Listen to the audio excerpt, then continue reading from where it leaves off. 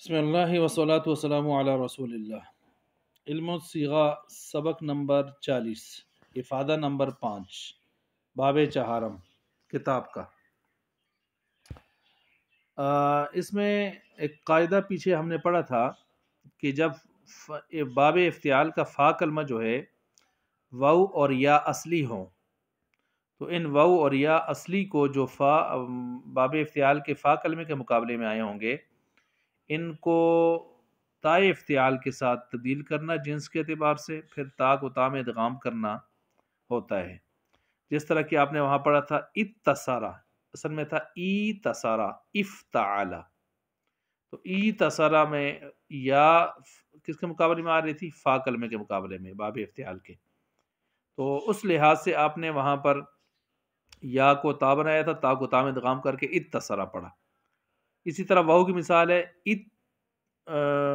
اتقادہ، اوتقتا تھا اوتقادہ، تو واو فا کے مقابلے میں آئی تھی تو واو کو یا بنایا تھا، واو کو تا بنایا تھا اور تا کو تا میں ادغام کر کے اتقادہ پڑھا تھا آپ نے۔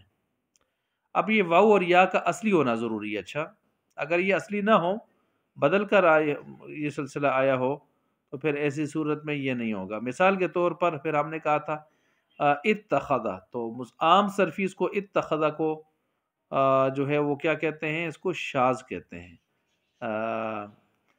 اگر یہ واو اور یا اصلی نہ ہو، بدل کر آئے ہوں، تو پھر ان میں یہ قاعدہ نہیں چلتا۔ مثلا ای تکلا، ای تکلا، ای تمارا، ٹھیک ہے، ان میں یہ قاعدہ نہیں لگے گا۔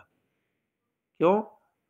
ای تکلا اور ای تمارا یہ حمزے سے بدل کر گویا یہاں پر یا آئی ہوئی ہیں، لہٰذا اب یہاں پر ہم ای تکلا کو ات تکلا نہیں پڑھیں گے ادغام کر کے، تبدیل کر کے اس میں تا میں، یا ای تمارا کو ات تمارا نہیں پڑھیں گے، ٹھیک ہے، کیونکہ یہ یا کس سے تبدیل ہو کر آئی ہے؟ حمزہ سے۔ پھر کہ یہاں پر ایک مثال تھی اتخذا، اتخذا میں بھی اصل میں وہ کہتے ہیں کہ یہ اس کو شاذ قرار دیا گیا ہے، اس میں یا تا سے بدلی گئی ہے اور اس کو جو ہے وہ کیا کہتے ہیں؟ شاذ قرار دیا گیا ہے۔ حالانکہ یہاں پر بھی اتخذ اصل میں اتخذا تھا، تو پھر اتخذا ہو گیا، تو اتخذا سے کہتے ہیں کہ پھر اتخذا آپ نے کیسے بنا دیا جبکہ یہ یا بھی حمزہ سے بدل کر آئی ہوئی ہے؟ تو ان کو بھی ای تکلا اور ای تمارا کی طرح ہی آپ کر لیتے، آپ نے اس کو اتخذا قاعدہ لگا دیا ہے، حالانکہ یہ اصلی نہیں ہے یہاں پر، تو اس کا عام صرفی تو اس کو شاذ کہہ کر آگے پیچھے کر دیتے ہیں۔